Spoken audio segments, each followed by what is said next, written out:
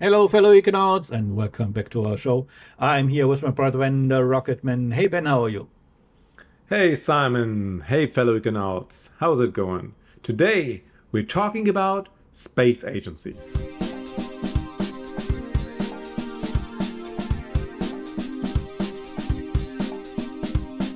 Looking into the space agencies, the first question on our mind is how many space agencies are there? Well, a little Wikipedia look in this case is helping to find that out. If you look into Wikipedia, there's a staggering 80 space agencies. That's quite a lot of agencies. Maybe we should narrow it down for today and take a look at three of them, starting with NASA. Of course, you cannot talk about space agencies and do not mention NASA for obvious reasons. I think it's the most known space agency in the world, founded 1958. And just for those who don't know, NASA stands for National Aeronautics and Space Administration, and it's located in the US. Let's talk about the notable accomplishments of NASA. NASA is the space agency responsible for the Apollo missions, and they have sent the first person to the moon in human history. They are also responsible for the Hubble telescope and, for example, also the Voyager missions. And I think there's many other missions, but let's keep it small. Speaking of Apollo, we of course have to think about the space race, and on our list next would be the Russian Space Agency. The Russian Space Agency, or the Russian Federal Space Agency, was founded 1955. That is a bit older than NASA, and then 1992 became Roscosmos. So it literally has two birthdays. So maybe you can tell us a bit about the accomplishments of the Russian Space Agency. During the space race, there was a head-to-head in many categories, but Russia has sent the first satellite into orbit. That was Sputnik 1.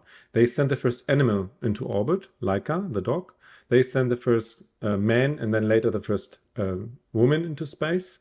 That's also, a big achievement during the time. And later on, they have been responsible for most, like they had the launch site in the Cosmodrome, from where most of the NASA missions have also been launched for the ISS, for example. They had the Mir. So they had also lots of accomplishments. Talking about space race, let's take a look at the current space race and the Chinese Space Agency. If you talk about the current ambitions to go back to the moon, so the Chinese Space Agency, called the China National Space Administration, was founded in 1993, and they have also accomplished quite a few things. So first of all, they are, after the US, the second place in the moment to launch rockets into orbit with many different missions. Many of those are not really known what they are really for. They have another space station in orbit. That's the Tiangong space station. They also have sent missions to the moon already. Their ambition is to be the next country in the world to land on the moon with a person. So that's the space race you were mentioning. And also after NASA and after the Russian Space Agency, they are the only other space agency that have ever returned a sample from the moon, and even more so from the far side of the moon. Before the show, we talked about space agencies, and you mentioned that for you, space agencies are government controlled agencies. So maybe we take a look at the private sector as well, because there's a lot of movement going on too. In my opinion, government agencies, space agencies, under the umbrella of the government, their task is to push the boundaries and to provide a platform for companies in their region to, build a business plan and to make money out of space missions. Also, they provide more for the public. For example, GPS and other similar missions. They should be provided by space agencies. Also, research for universities and so on. That is all, in my opinion, task of the space agencies that are governmental led. Private companies that you could already sort of put in the same category as a space agency, like Blue Origin, like SpaceX, for example, their task is different. They have a business in mind. They want to earn money with their space aspirations, and I think that's very important to note, because they have a different motivation. Is that a good or a bad thing? That is something up to you to decide. I personally think it's good to have a commercial motivation because that means you have to streamline, for example, launches. That's what SpaceX did. They had the most launches last year compared to any other competitor.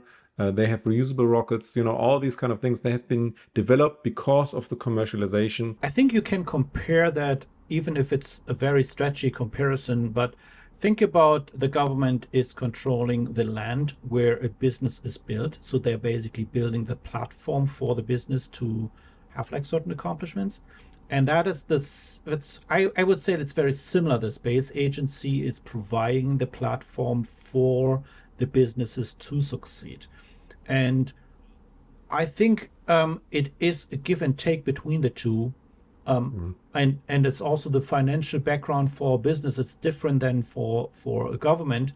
That is also what we see in other fields as well. If something is government controlled versus it's from the private sector. So I think it is very important that they work hand in hand. That the government controls a certain aspect and the private sector can expand basically on the virtual land, so to speak, and build the business on top of it, I would say. Of course, the agencies of the world either provide a framework, like legal framework, and then also, how to operate, code of conduct, and so on. And they also can be the channel with other agencies. If you have any space ambitions and if you have any space commercial idea, business plan, that's always something that affects other countries as well. Even if you launch from your own country, you might have to fly over another country. The orbit of your satellites might fly over another country. So there's a huge international effort necessary to negotiate what is possible, what should not be possible, and to have certain rules in place. These are the space laws, and they should be governed by government agencies. On the other hand, of course, agencies often are a bit more stricter. Bureaucracy can slow things down, and that's where the private sector comes in. There are fresh ideas. They can challenge the status quo when necessary and help change things when appropriate, because of commercial motivations, but they often lead also to more progress in development.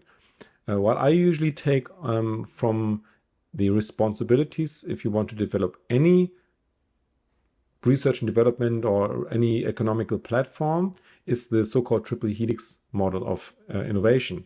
There's a clear task between academia, industry, and government. And that's also where I see the differences between the responsibilities and also the freedoms of all of these three parts of the triple helix. Well, let's end it for today. And if you want to hear more about space agencies, leave us a comment which space agency you would like to see next on our channel. And if you like this episode, please don't forget to leave a like and subscribe if you haven't already. And like every space agency, you have to return your astronauts and land on this notification bell so you don't miss out on any other episode. And I hope I will see you next time. Have a good one. Bye bye. See ya.